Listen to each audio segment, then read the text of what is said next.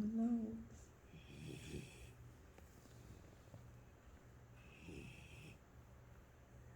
Like father, like son.